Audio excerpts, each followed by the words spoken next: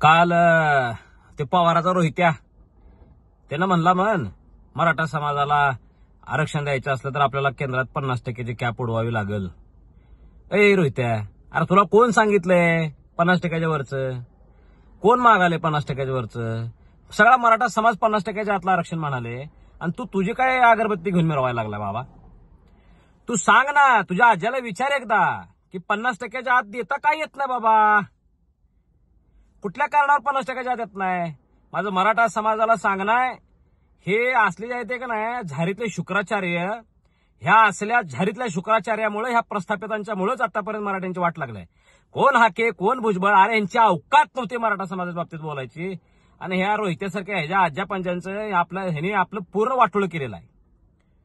हे काय देवेंद्र फडणवीसांचं राहिलं असतं? काय एकनाथ शिंदे साहेबांनी केलं नसतं? अरे ह्याच्या आज्यानं जर 1994लाच मराठ्यांना घातला असता आरक्षणात तर आज आम्हाला दरदर भटकायची वेळ आली असती का? आम्हाला आत्महत्या करायची वेळ आली असते का?